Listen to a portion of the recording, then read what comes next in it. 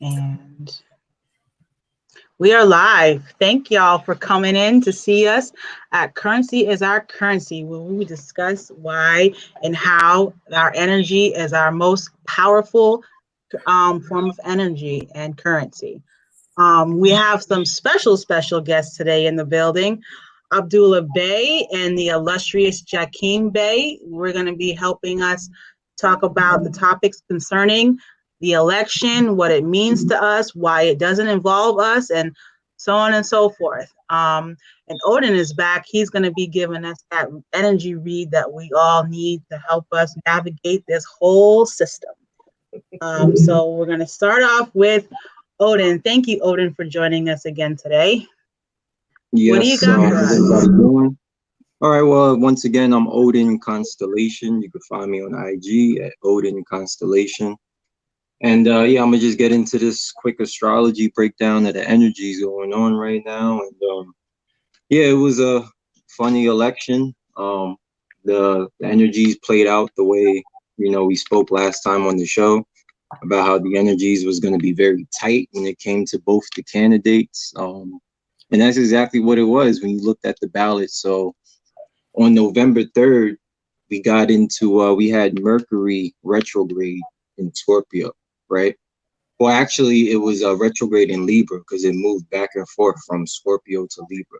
So we had when Mercury goes retrograde, it's usually a time where things get messed up, like mail, emails, ballots, excuse me.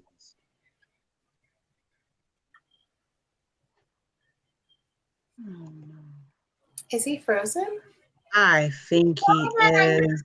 Oh my gosh, he was glitching through the matrix tonight. Am I back? Are you back? All right, let's put you again. This the All right, I'm Mercury in sorry. retrograde is real.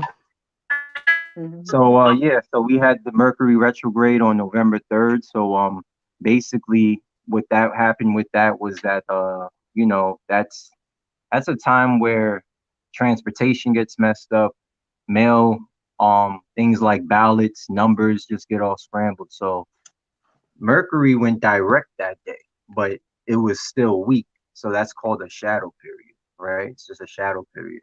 So even though it went direct, it was still weak. There was still some scrambling. So when the numbers was coming in, um, it was all crazy. First, it started off with Trump. He's a Gemini. He's ruled by Mercury. The numbers was looking good for him. And then later on in the night, it got screwed up, and you saw Biden ahead. And by the way, Biden is a Scorpio. So Mercury was in shadow till to I think the 19th. And that basically just means disinformation and confusion. So that's what everybody's dealing with right now. They're dealing with disinformation and confusion. So Mercury went direct this month, and then we're gonna have Mars go direct also. Right now, Mars deals with aggression, action, anger, forward movement. So when Mars goes direct, there's going to be more forward movement. So that's probably when you'll see like more of anger, riots, and things happening. Then after that, we have a new moon in Scorpio, which is a super new moon. And Scorpio deals with transformation and secrets. And with that being said, that's why I think, and I already thought that Biden was probably going to take it because he's a Scorpio.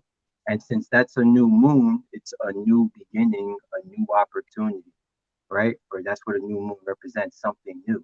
And it also represents transformation. So with someone like Biden being a Scorpio, him coming into the office, this is a new president. This is new energy, new campaign, and we're gonna witness transformation. But also around that time, we're gonna be digging into a lot of secrets, right? Because Mercury's retrograde. On the day of the election, Mercury, the moon was in Gemini, and it was squaring Neptune, which deals with illusions and delusions, right?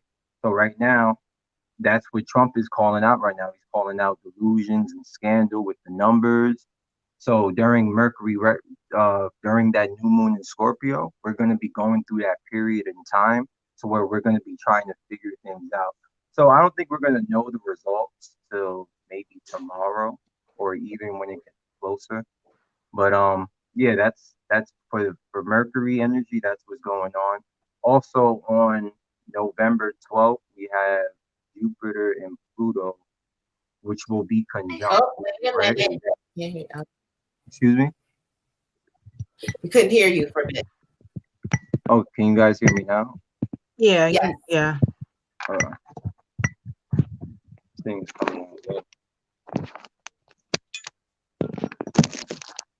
All right. So you guys hear me? Yes, you're good. All right. So November 12th, we have Jupiter and Pluto in Capricorn. Those two planets are going to be conjunct. Now, the last time those two planets were conjunct was, I think it was April 4th, and then we had June 30th. And around that time, there was a lot of spike in the coronavirus numbers. So when this happens, what I think is we're going to start to see spikes in numbers coming up again. Because if you look at the past, if when we had Jupiter and Pluto conjunct, we had one in 1918. That was a spike in the flu virus. So then we had the 1980s, that same conjunction happened, and that was a spike in the HIV/AIDS virus. So Pluto deals with things like viruses and stuff, and death and transformation. Jupiter just expands everything it touches. So that's why when we have those conjunctions, everything big happens. Things go up, numbers go up.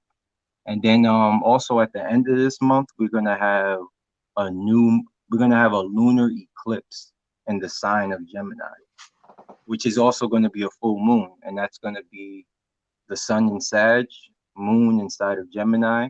So around this time, this is when we're going to basically just be we're going to come to a culmination about everything that's been going on with the energies. We're going to basically people are going to still be going back and forth between philosophy, because Gemini deals with philosophy and higher learning and wisdom and knowledge, and I'm sorry, that's Sagittarius, and Gemini deals with communication.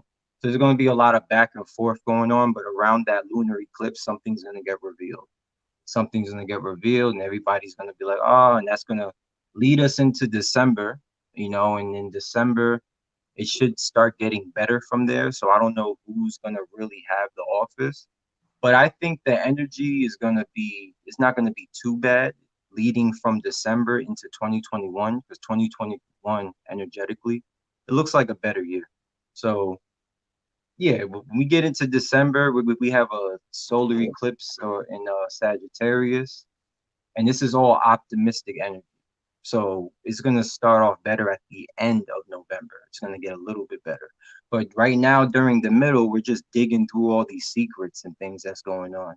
So right now, you're going to hear some stuff happen. You're going to probably see Trump try to, what you see him now, trying to sue the ballots and do a whole bunch of craziness. But by, like I said, tomorrow or the 8th, we're going to know who the president is. Mm. All right. Well, thank you for that. That was great and very helpful in understanding what's going on in this energy. Oh, I wanted to say something too that I left out. Mm-hmm. Mercury retrograde, the last time we had that, it was in 2000, the year 2000. That was when Bush and Al Gore were having their presidency. And when that happened, we had Mercury retrograde the same time, right? And what happened with that presidency was Al Gore won the popular votes, but Bush took office. And then there was a lot of back and forth about recounts, and who really won. And it ended up going into the Supreme Court, and then they made the decision. So I think that similar theme to how we had a Mercury retrograde November 3rd compared to the 2000 election, the way how it's playing out now, if you look at it, I think we're going to see some similar themes take place. Wow. That's deep. It's in the That stars. is deep. It's in the stars. Yes, yes. Wow. Thank you very much, Odin. Appreciate it. Always profound. Yep. Anybody have anything to add, say, or want to highlight on what he just said? Oh, I mean, I just think, you're on point. Everything that you spoke about last Thursday, the things that we should pay attention to, the heightened energy that was going on, the moon, which I took advantage of the full moon. Yes, that part. Right. We did our ritual. We saged. We have a tree planted in the yard for my mom, which we saved. We poured libations for the ancestors, and we were just outside in the moon's energy. It was amazing. So I was sort of prepared myself going on to the third, because it was a lot of extremes happening, like feeling extremely overwhelmed and feeling underwhelmed, feeling happy and feeling sad. Everything. Was that during the full moon? That was from the full moon to the third. Yeah. So, but and that was your full moon too. It was my full moon. Yep. Moon in Taurus. You had the double whammy. I was aware of it, and so I knew what I expected these things to happen. They were happening, so I was just flowed like water. I didn't, get into anything. I was very contemplative and quiet, which was the message that I received from the ancestors. That's how I should move. And so your reading was just on point. So thank you. Ashe. Islam. Islam. All right. So our next part, we're going to have Asa. He's up and he's going to speak about why we are not. What is it, Asa? Black. Exactly. Can you come to the frame? Thank you. All right. So take it away, Asa. So the reason we're not black because black means silver letter more tooth. And silver letter more tooth means civilized dead. And we're not civilized dead since we can't be dead and alive. Only zombies. Since zombies are dead, but they're walking to infect more people to be them. And it's kind of like science. Like science. So. And okay, I'm sorry. Excuse me. Let me go ahead, Gemini. Go ahead, Asa. That's why we're not black. And then what is black? Silver letter more tooth. Oh no, but I mean, this is our crayon. Are you a crayon? No, we're not crayons. Look. We're not crayons. We're not markers. We're not this. We're not this. Right. We're not black. We're not people of color. None of that. All right, Asa. Thank you. Thank you. Thank you, Asa, so much. Awesome. All right. So Abdullah Bey, can you follow up with that and then go into your topic of expertise, please?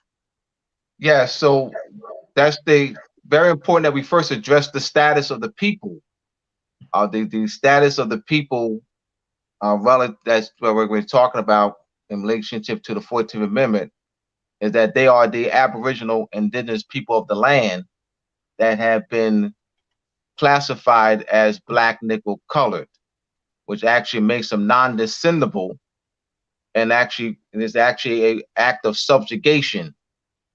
Now, the 14th Amendment is an act of legislation to take the Moors, who are classified as black nickel colored, out of treaty protection.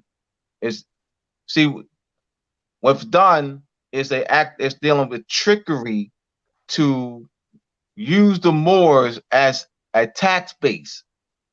So because of the false history, the Moors think that they have been they are the ascendants, these ancestors was transported by the Spaniards, the Portuguese, the English, the French, the Dutch, from the continent of Africa to North America, Central America, South America, and the islands. This apartheid, this mental apartheid, has taken place in the schools so that the Moors can be induced into adhesion contracts, into a false status, thinking that they are United States citizens, when in fact they are the indigenous and Aboriginal people of the land and are the sovereigns of the land.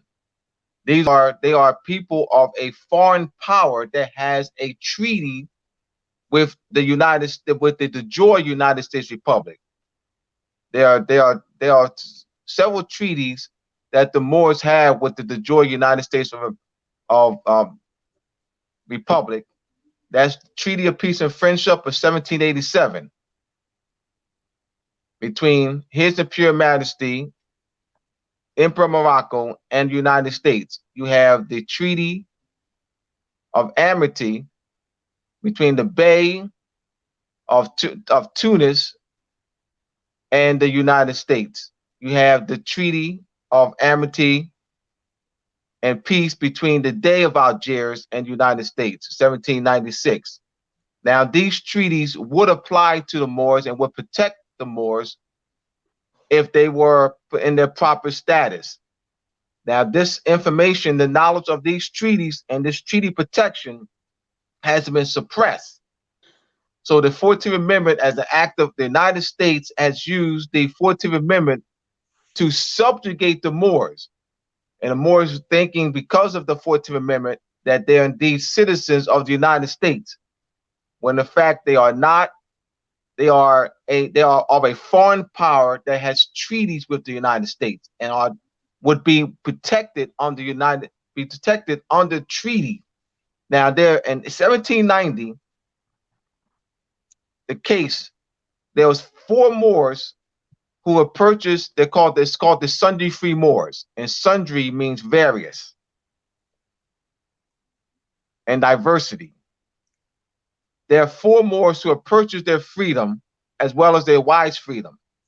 They petitioned the legislative body of South Carolina for clarification of their legal status. They didn't petition the court, they petitioned the legislative body.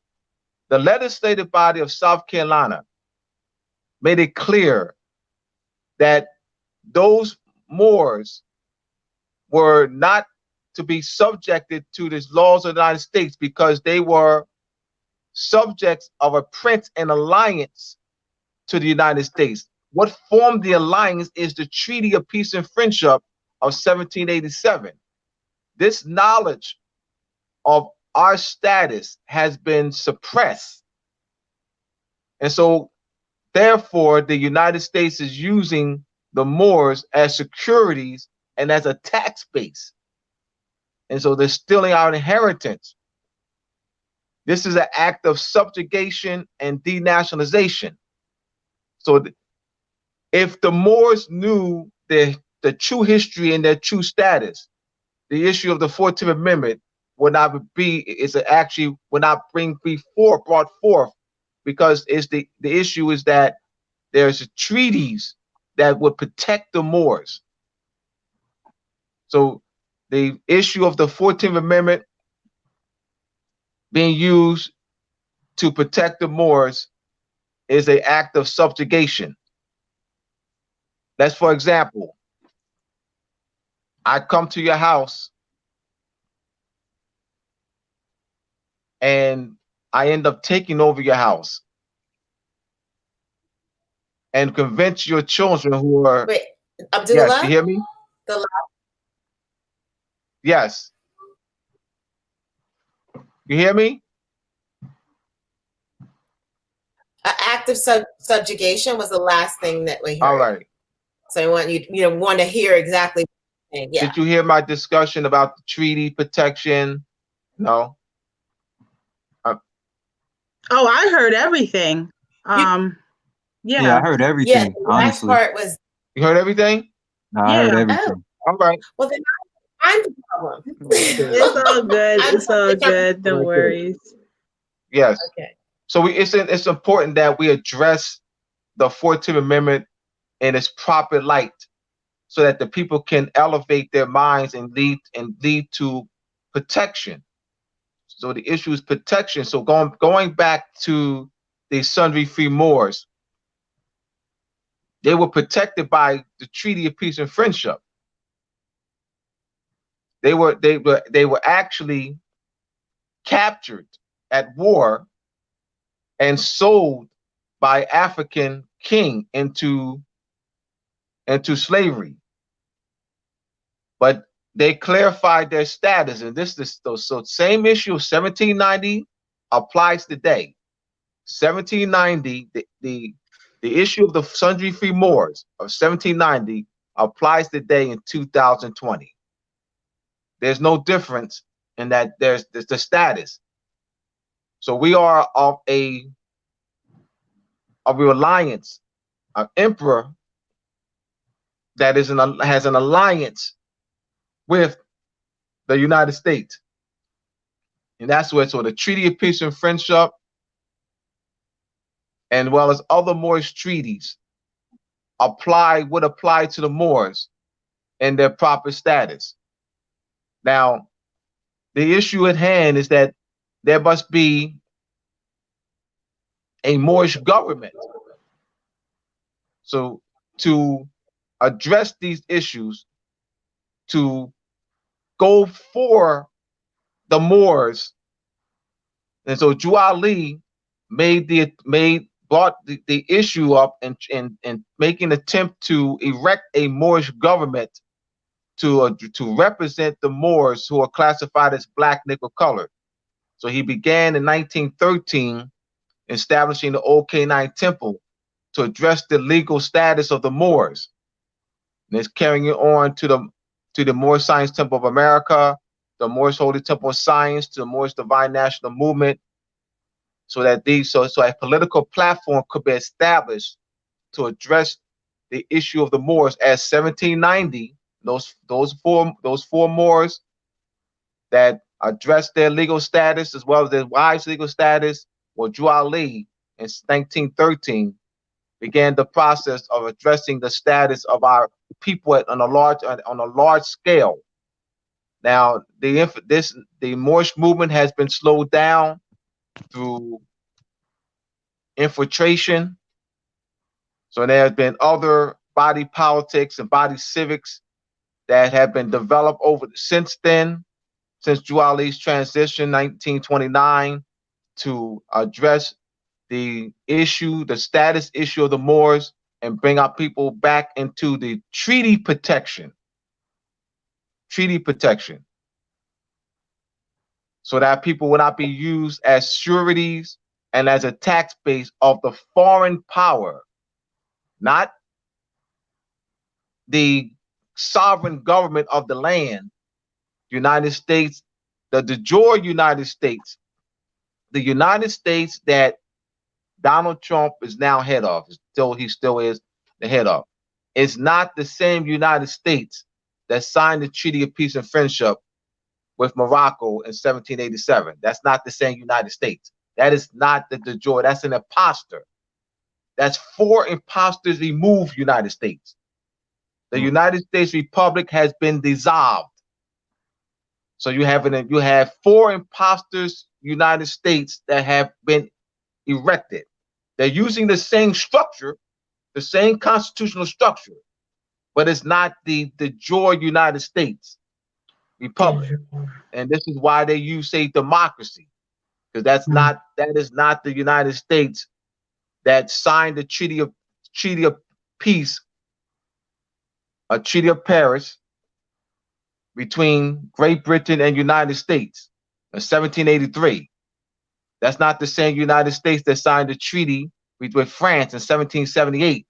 It's not the same United States that signed the treaty between the Lenape Moors in 1778. So this is an imposter United States.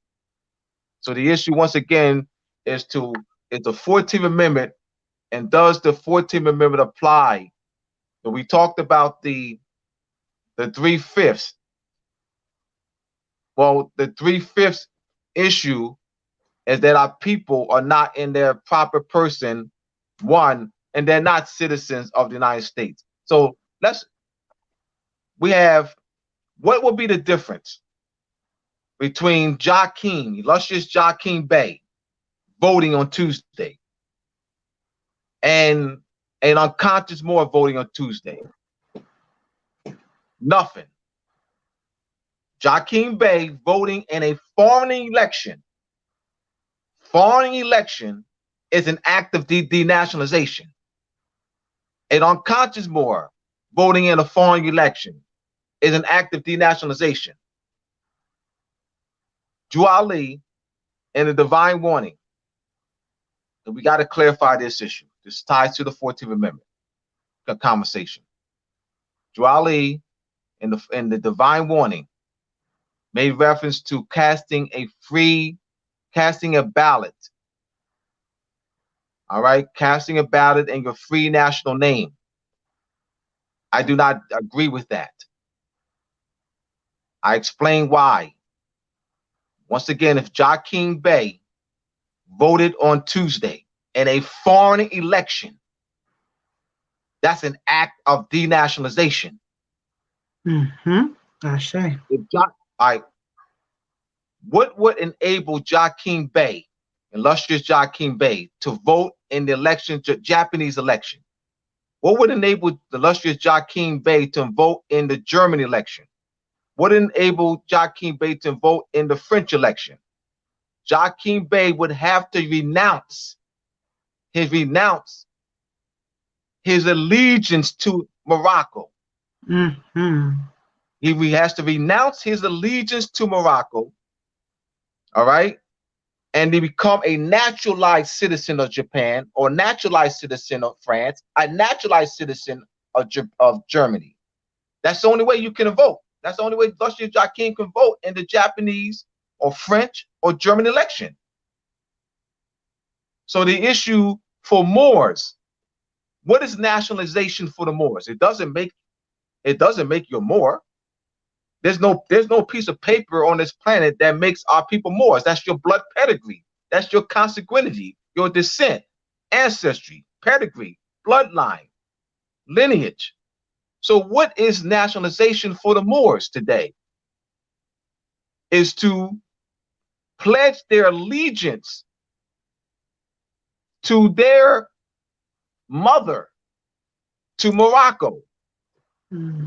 It's an act of allegiance and to come obedience under their body of civics. So once again, the issue of voting in a foreign election is an act of denationalization. So we should not push for nationalized Moors to vote in the United States, whether it's the de jure, because I want to clear that up too, because we will have nationalized Moors say, well, United States is a corporation. United States is a corporation. All right. If it were the de jure United States Republic, the same United States that signed the Treaty of Peace and Friendship, it still would be a foreign power. Here we go. The Treaty of Peace and Friendship between His Imperial Majesty Emperor Morocco and the United States. That's two foreign powers. It's a treaty, two foreign powers. Where is in that treaty where Moors,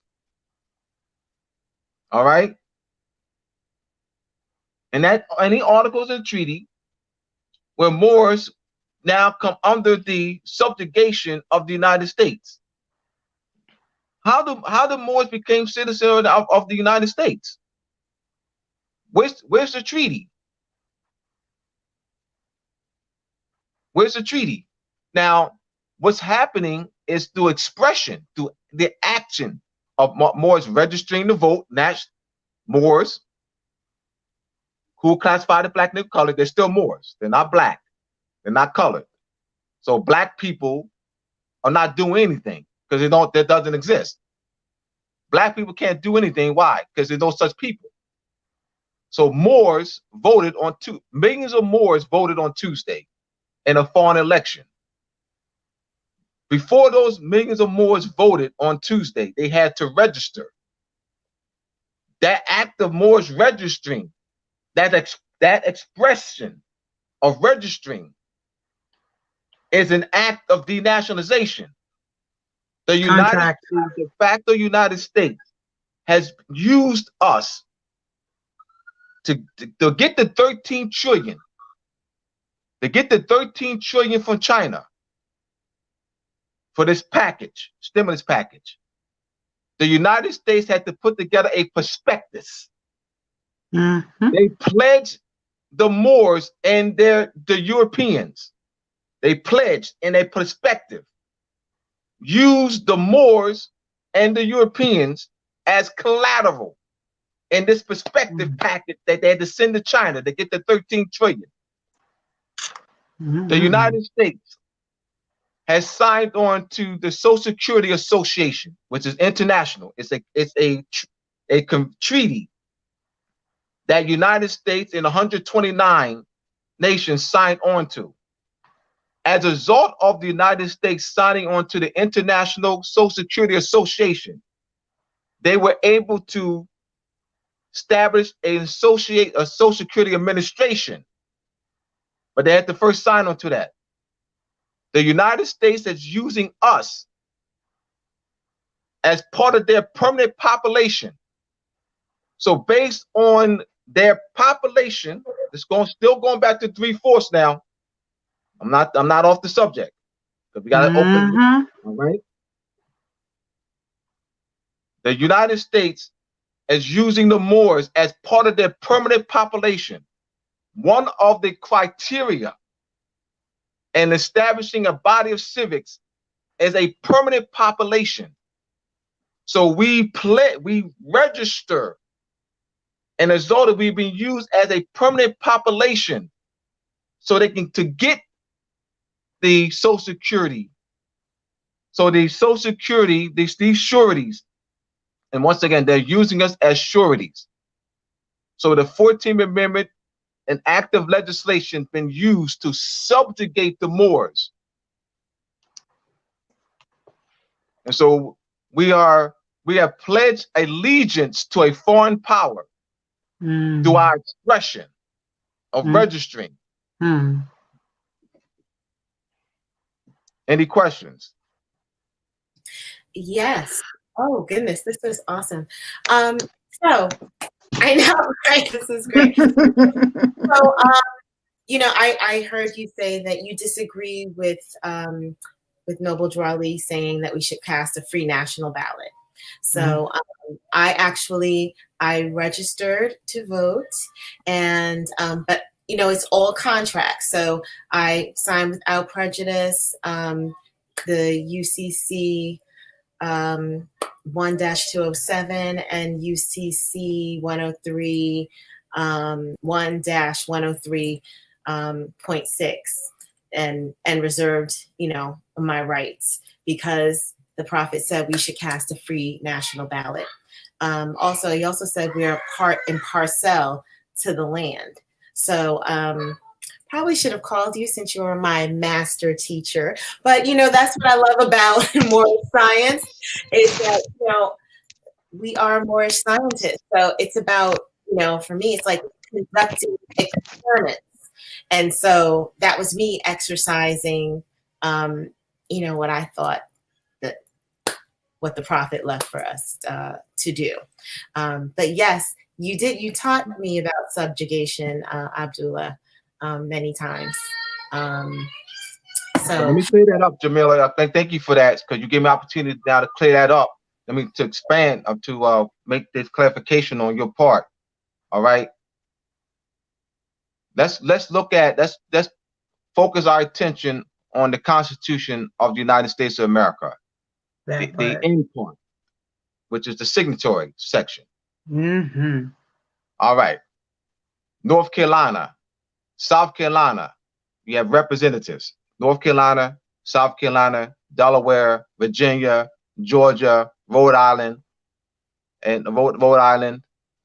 Providence. You have so I don't. Well, what Moors signed the United States Constitution? You said this goes back to part and parcel of this said government. That's what he said. Well, part and parcel of this said government. Now, I look at the signatory section of the United States Constitution. I don't see. Now, I don't see Bey, and I don't see Muhammad. I don't see Ali. No, those names. I don't see Moorish names, you know, on the signatory section. I see North Carolina. I see these 13 states, delegates of these 13 states, but I don't see a section where it has the Moorish government or a treaty that's attached to that. I don't see a treaty where it has the language in the treaty.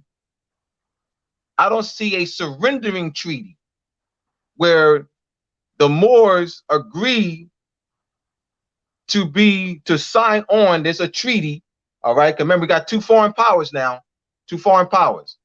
A treaty where Moors would be the Moorish government, Moorish Empire would now be part of the United States. All right. This is the treaty where the Moorish Empire will become part of the United States. Bring it into frame. We can't see that.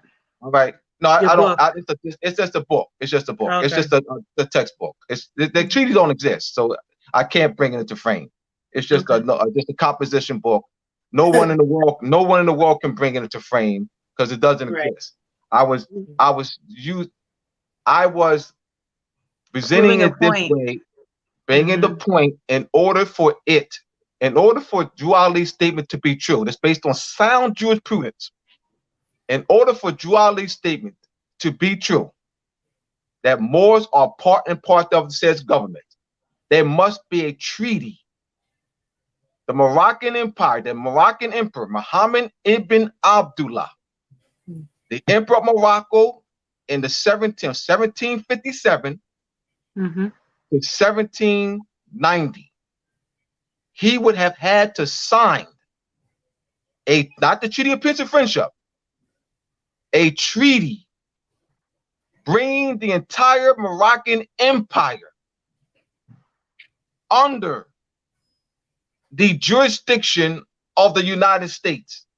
And that now the Moroccan Empire being by treaty, that means that's a surrender. He's surrendering. That's a surrender.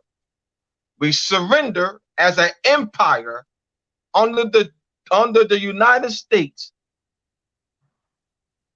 And then in the treaty language, that we will assist these British subjects into creating a constitution, all right? And then we would be part of the Constitutional Convention of 1787, that's March 1787 to September 1787. All that language has to be in a treaty. And it's a surrender treaty.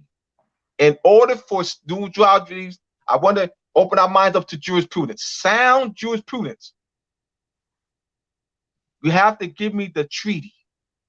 Yeah, that part. To say that something happened, you have to give me the treaty, because the evidence is that Morocco is of a separate power. There is a treaty that does exist.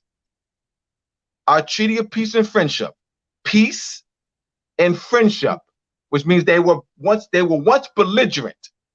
They were once belligerent, and they now settling their disputes through a treaty of peace and friendship.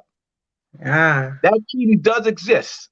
Signed by Muhammad ibn Abdullah in June 1786.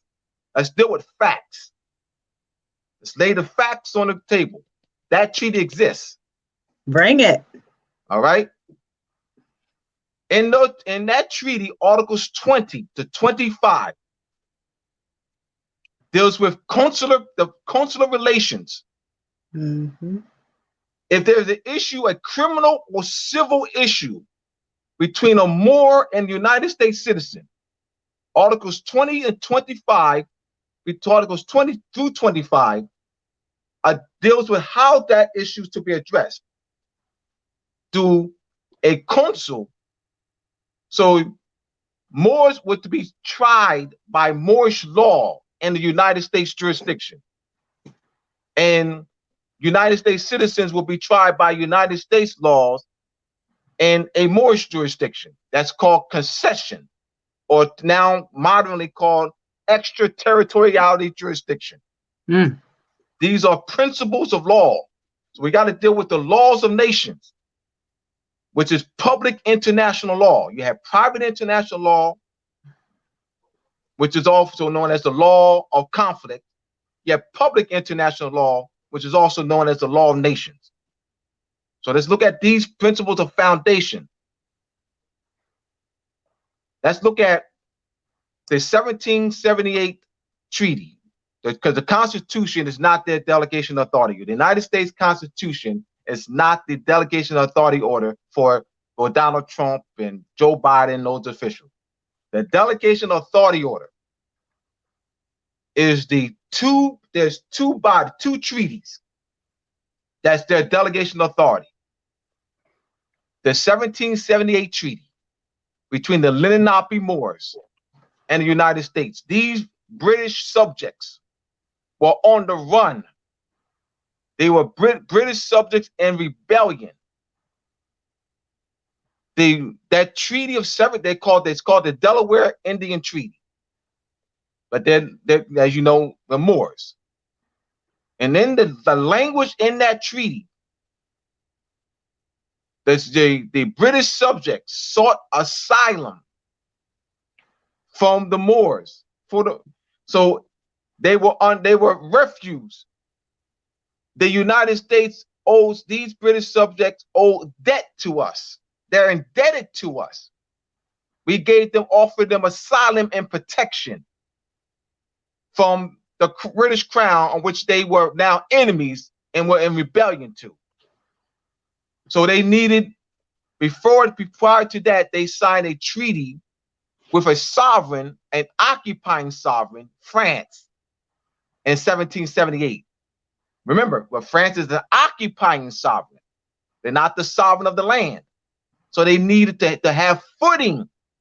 They needed acknowledgement, recognition from the sovereign of the land, a sovereign of the land, the Lenape Moors, recognizing, offering them asylum. The sovereign of the land entered in treaty with a sovereign of the land in 1778. That gave them standing. They also entered to end the Revolutionary War in 1783, which is a treaty of peace with Great Britain. So the delegation of authority order is the 1778 treaty with the Lenape Moors and the 1780 treaty with their mother, Great Britain.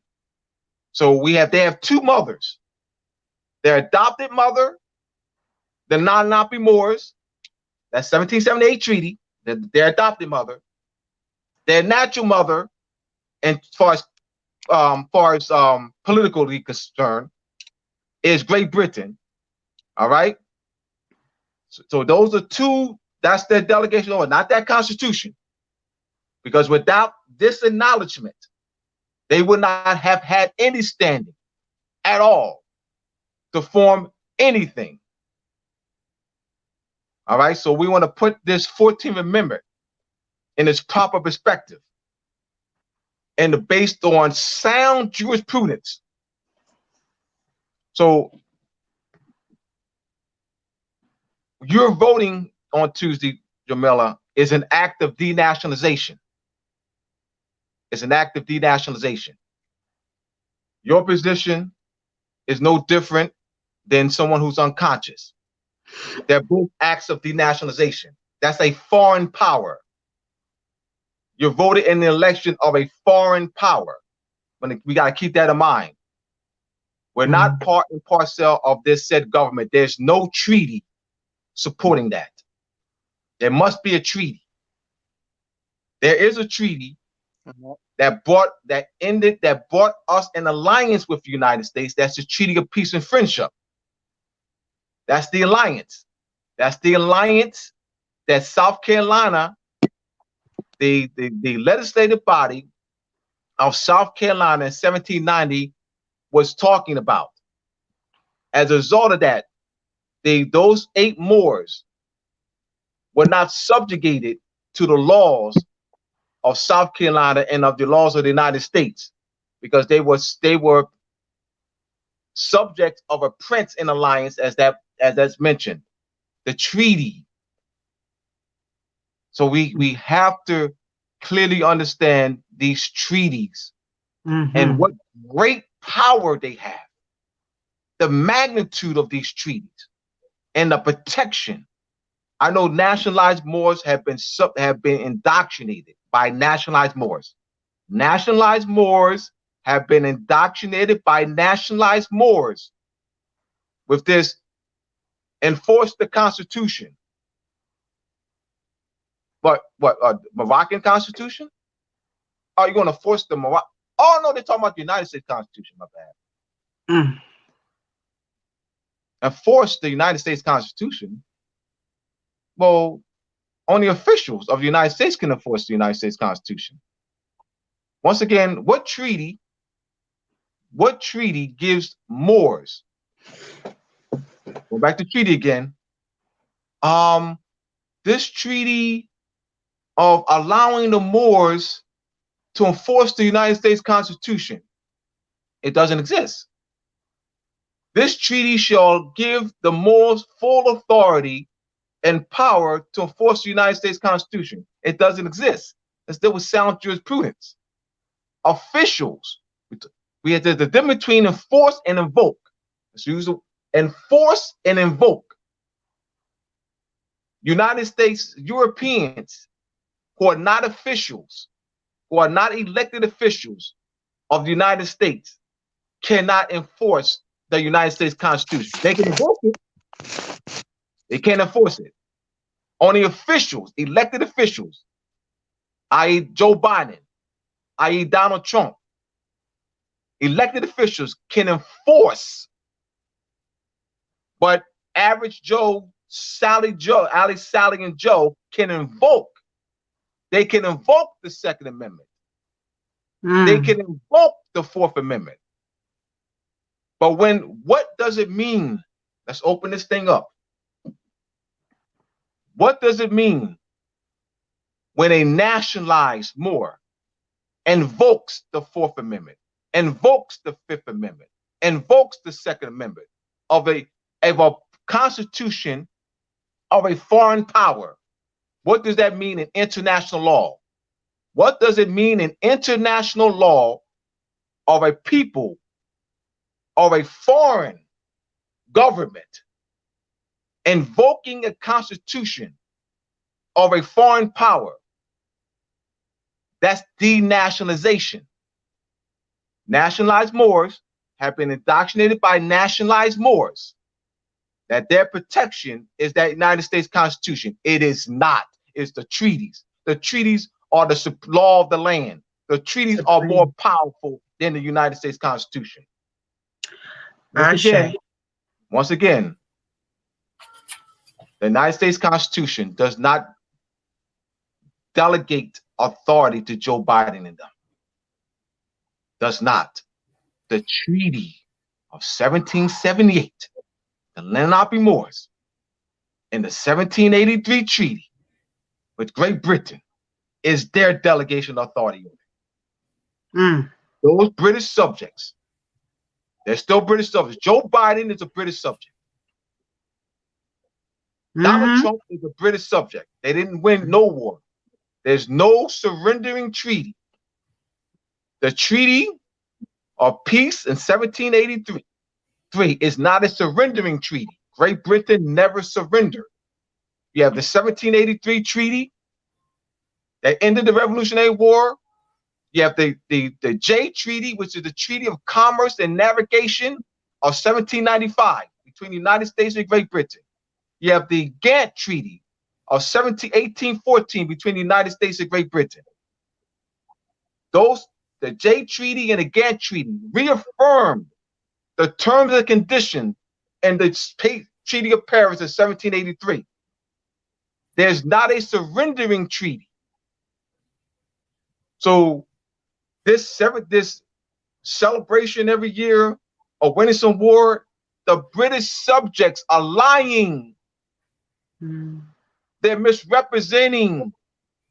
They're trying to flex their muscles that they some absolutely not. The Yeah, treaties are the law of the land. that Right. part. That's once again, that's where they derive their standing through the treaties.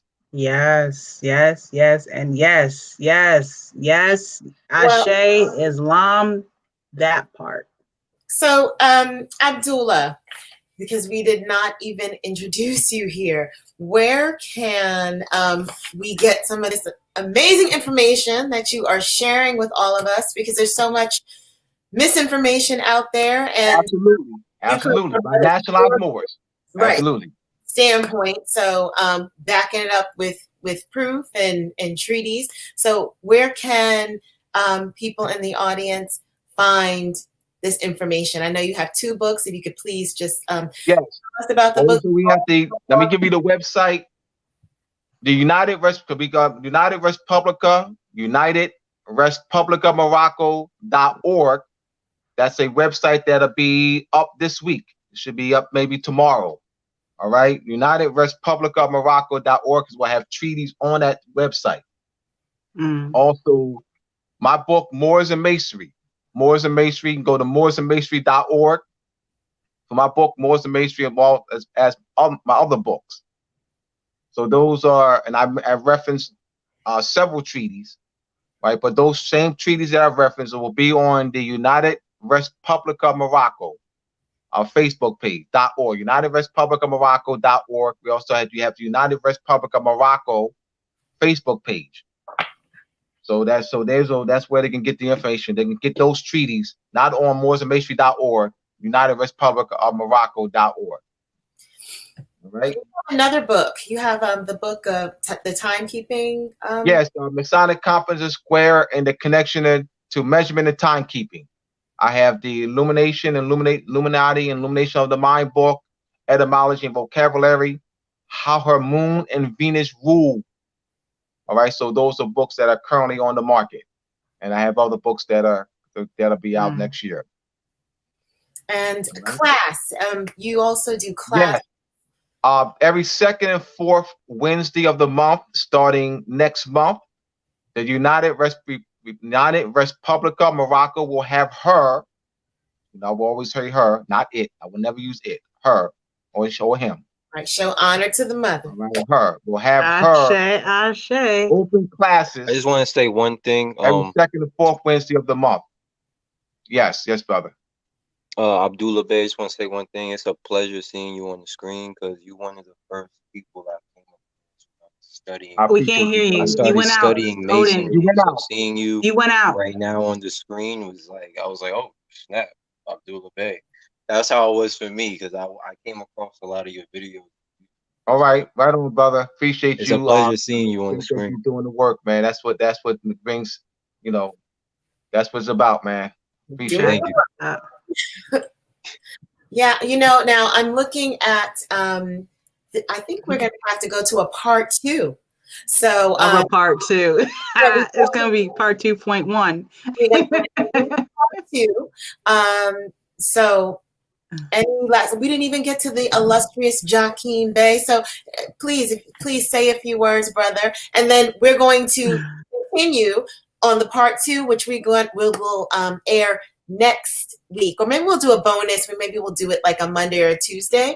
But so stay tuned to the channel, like and subscribe, okay, to this channel here, and we're going to hear from the illustrious Joaquin Bey. Well, first of all, I want to thank you for having me. Thank you for being here. Speak up, please. Yes.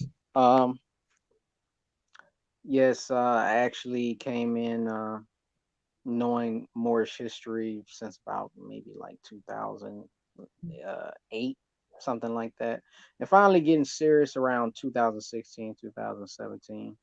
I had a stint with the Moorish American Consulate for a second, and Then Abdullah called me one day while I was in trouble, as a matter of fact, and brought me on board to United Republic of Morocco, where we had been indulging in treaty studies a year and for about a well, year now, a for little me, over a a year year. and a half, but yeah, for over a year and a half, Jakeem, June of last year, Right, we had the our first official right, meeting. right, So it's almost a year and a right. half.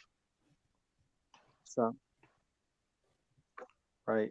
Um, so basically, the brother pretty much covered everything, and showed us pretty much basically why these things don't apply to us, like voting in their elections, because under international law, a foreigner voting in a foreign election Mhm. is illegal. It shows that you're casting a vote into, like he said, you're pledging an allegiance to a foreign jurisdiction, but you did not announce your Mhm. former allegiance. So we're doing this, and these are what are called unconscionable contracts, because we're doing this not knowing. And that's the whole point of why we've indulged in governmental structure. And we're bringing together all of the Moors, no matter temple, congregation, whatever, whatever you are, whatever your private society is, whatever. We want you all to join and come. Uh, we're going to set up a constitutional convention, no different from what they did to steal our states, to get them back. Ashe. These things have to be done.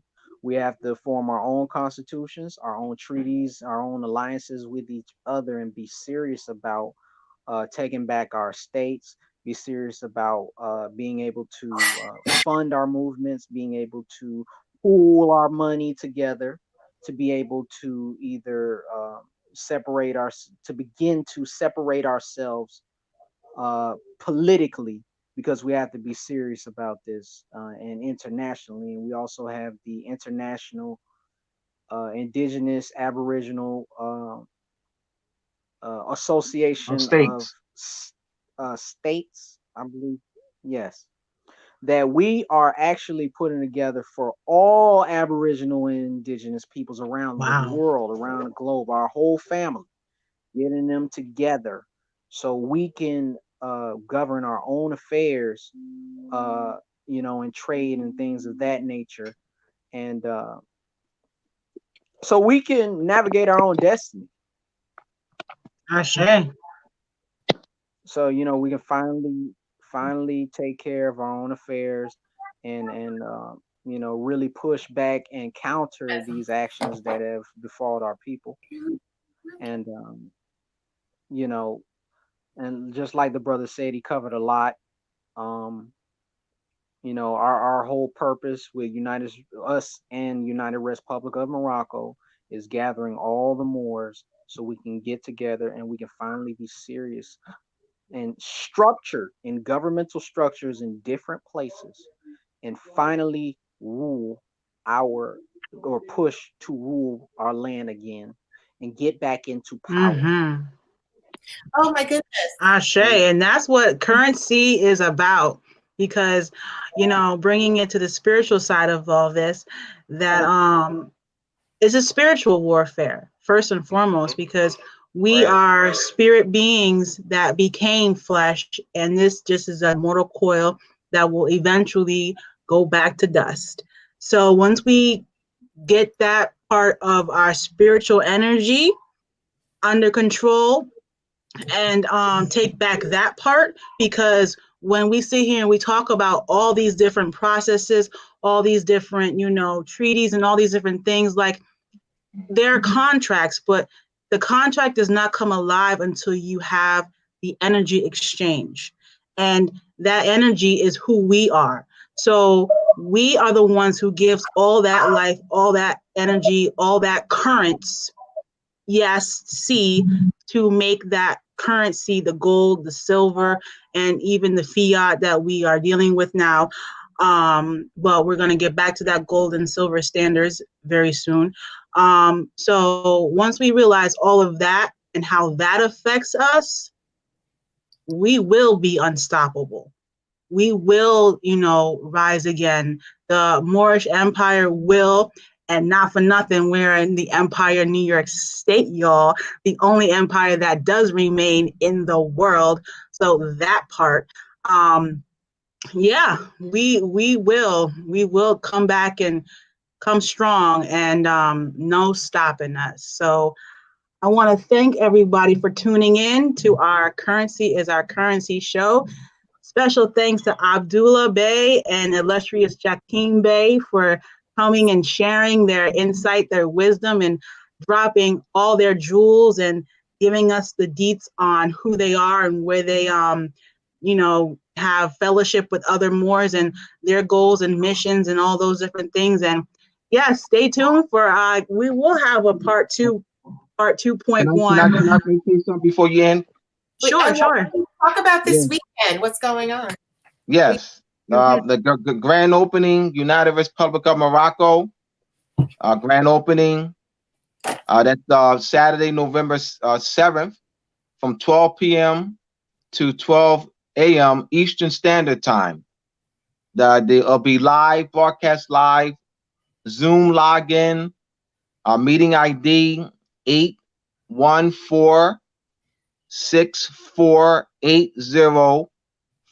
814-6480-5999, password 832816. Then you have the YouTube live, United Republic of Morocco. United Republica of Morocco. United, and you have RES Publica, PUBLICA, Morocco of Morocco. So that's Facebook and YouTube. So be live on Facebook, live on YouTube, and then also Zoom. All right. That's again. That's this Saturday, November 7th, from 12 p.m. to 12 a.m. Eastern Standard Time. All right. So we have lineup.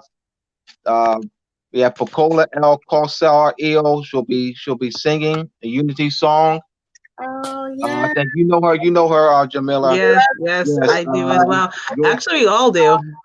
Nicola, Shout out to she's Coca-Cola. she's all right. yeah. Shout outs. Yeah. All right. Peace. You have yours truly, Abdullah Bey, and then Shir Malachi Bey will be speaking at 2 p.m. Pocola will be singing at 1:45. We have the opening and observed at 12 noon. The flag raising at 1 p.m. Ribbon cutting and honoring ceremony. That's at 1 p.m. That's a Pocola Unity song at 1:45. 2 p.m. Mission and purpose statement, Shir Malachi Bey and yours truly. Then you have Step Into Your Nationality, Tamara Denise Ill. And 4 p.m. the Moorish Economic Community Commerce Awareness. Dinner at 5 p.m. 7 p.m. your Taj Sharik Bey, call for national unity. That's Taj Sharik Bey. And midnight, 9 p.m. to midnight, Icebreaker DJ. All right. Mhm. So I thank you again for giving me this opportunity to share with our people as well as with the Europeans. All right. So it's not this. We also have to teach Europeans about this true Just history. that All right. part, because And the yes. true Mhm. politics, true history and the true politics. Yes. Yes. Okay, well, if you wouldn't mind sticking around for maybe another like 20, 30 minutes, we can talk about some things that we didn't touch on that we can put into another show. But yes, to stop this one, right? We're going to end this show, and if you want to see the bonus, then you'll have